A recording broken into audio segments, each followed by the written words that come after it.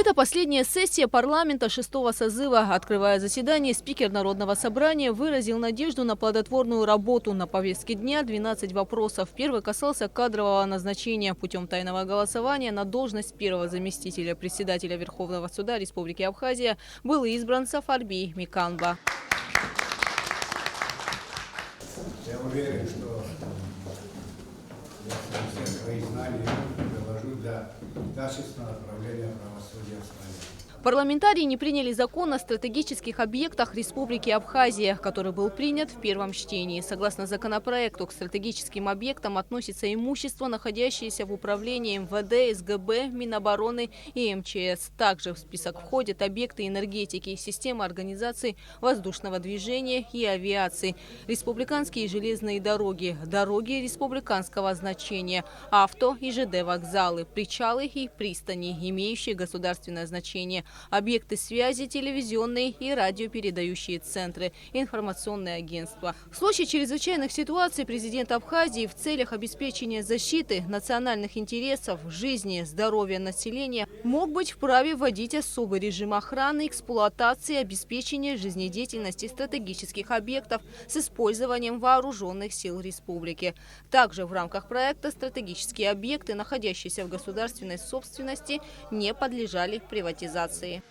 Здесь можно сказать, что в этой части мы, пока первое чтение готовили, была вполне понятная критика, что подобные моменты озвучены в законе о приватизации. Это вполне логично, но в данном случае выделил бы, что в первой части статей, которые предлагают, какие объекты не могут быть приватизированы, какие объекты, самое главное, должны называться стратегическими. Это в первую очередь объекты силовых ведомств, потенциального оборонного производства. Эти объекты надо уже сегодня определять юридически. Что касается экономических моментов, инфраструктурных, они ниже попунктно перечислены. Это касается элементов энергетики, транспорта, инфраструктурные все вещи.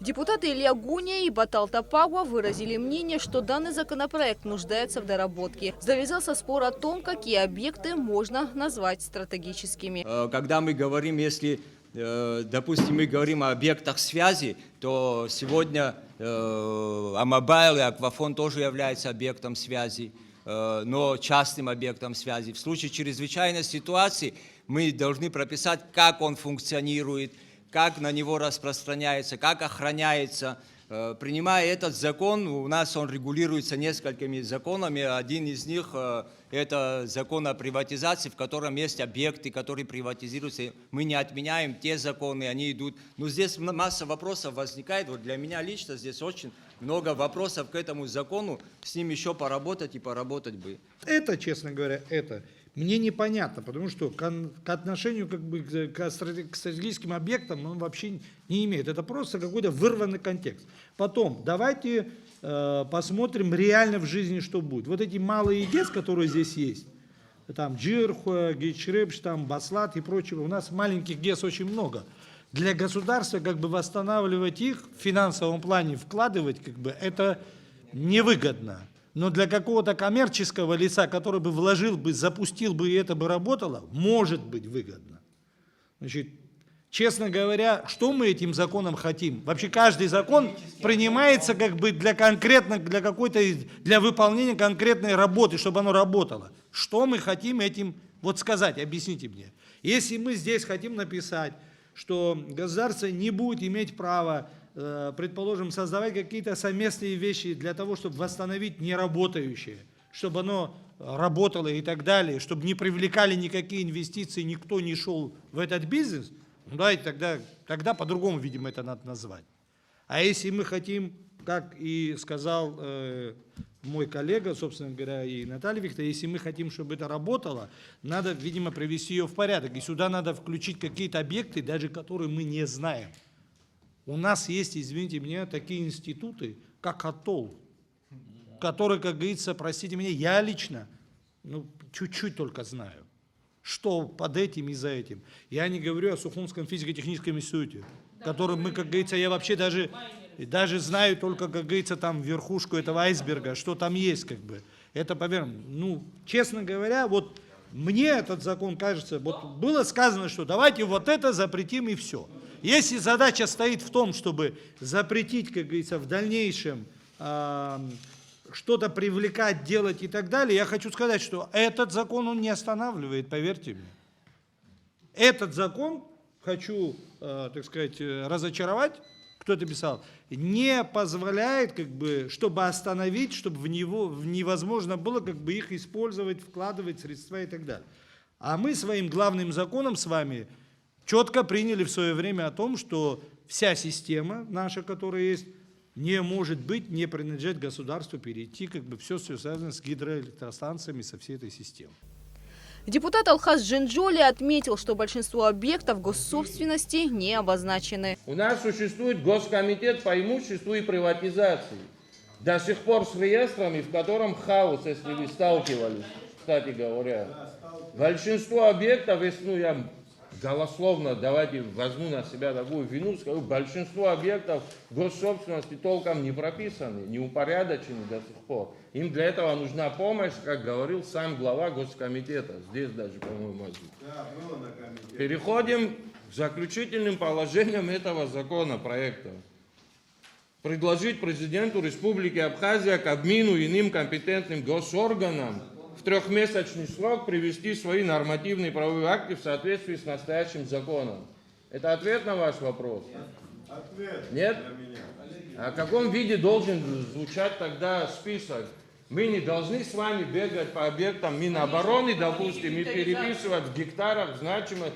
Это должно было быть сделано 20 лет назад. И я вам хочу сказать по поводу того, что роздано, там, продано там, и так далее. Я вам хочу сказать, что за все эти годы, начиная после военного периода, если кто-то думает, что здесь не было людей, которые хотели купить на корню за небольшие деньги, это неправда. Я вам хочу сказать, что я один из тех, будучи министром юстиции, которого, как говорится, давали изучать документы, могу вам привести пример, даже по поводу покупки курорта Пицунда, чтобы вы знали. И, значит, шли переговоры тоже, как бы, я вам хочу сказать. Но никакие власти Абхазии ни тогда и ни сейчас ничего не продавали. И пускай ни у кого, вот это, знаете, мне не нравится голословное на улице, когда вон раздали, продали там, и так далее. И тому подобное. Я вам хочу сказать, что практически ни один даже объект курортный в то время, хотя и предлагалось купить, не было продано. Вначале как бы были, у нас не было никакого опыта, я вам хочу сказать, послевоенное. Мы находились, если кто-то не помнит, в блокаде, но несмотря ни на это, ничего просто так никому не продали. Никто. Просто так нет. А так Я вам хочу сказать, и не просто так тоже. Я вам хочу сказать, что, Наталья Викторовна, сразу вам хочу сказать, что за 5 лет наш состав парламента сколько утвердил продаж, как говорится, имущества, за все 25 лет, может быть, никто не дал. Понятно? Так что давайте не будем. Все, как бы, всему есть свое время. Я не хотел сказать, что это не надо делать. Но к этому относились очень спокойно. И, подождите, закончу. И поэтому спешить не нужно, как бы, и в то же время, как говорится, нужно разумно подходить, а не вырывать кусочками что-то.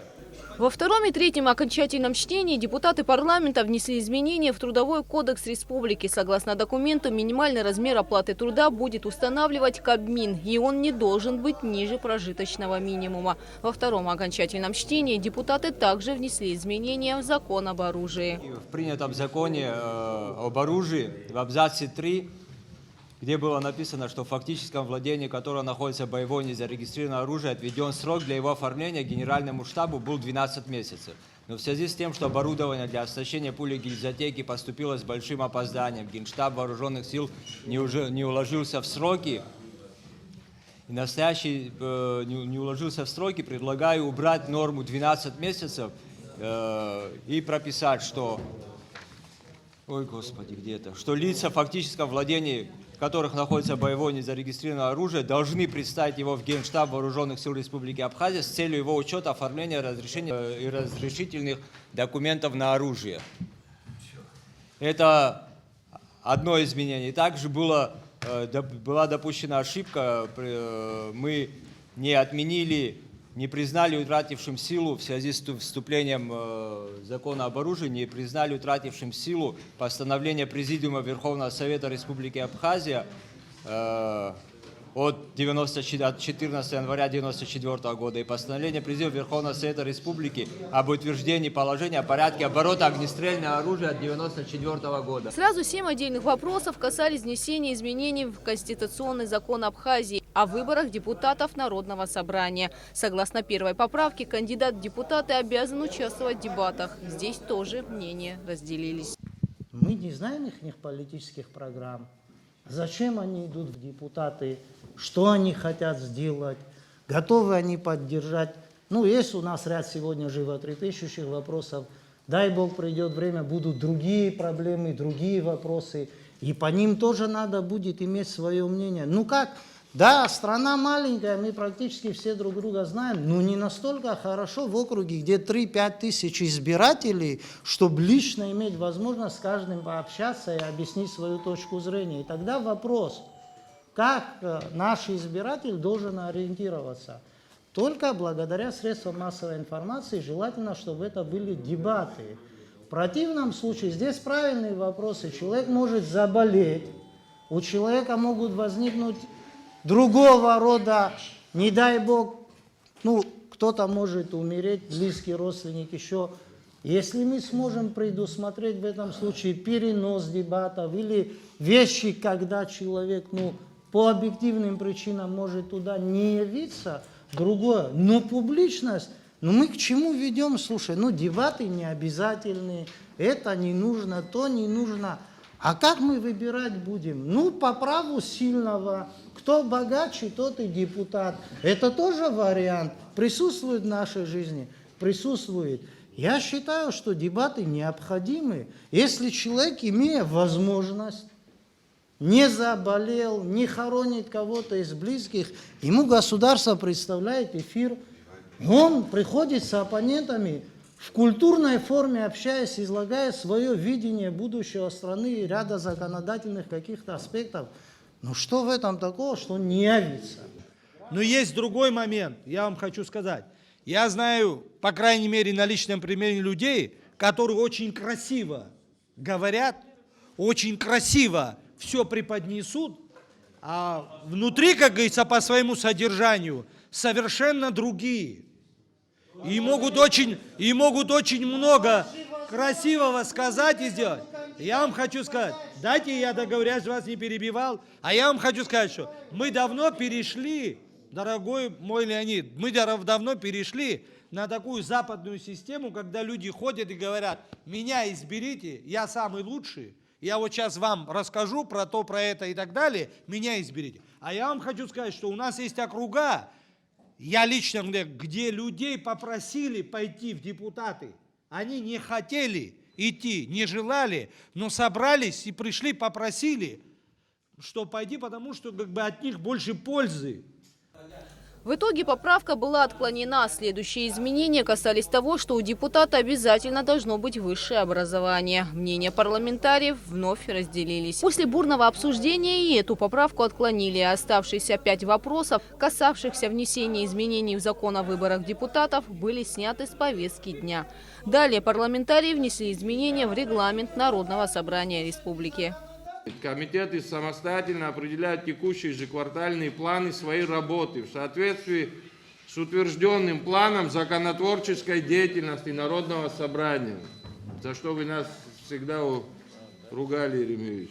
Дополнить следующее. Комитеты ежеквартально представляют отчеты, а итоговые отчеты комитетов размещаются на официальном сайте Народного собрания. По мнению депутата Батала Тапакова, в конце работы парламента 6-го созыва неэтично решать, по каким законам будут работать депутаты 7-го созыва. 5 лет из того, что здесь написано, ничего мы не сделали. Даже ни у кого мысля не появилась внести в этот регламент. А сейчас, уходя, мы говорим, как они должны работать, что они должны делать, что они должны парламентский час проводить. 5 лет многие здесь ставили вопрос сделать прямой эфир.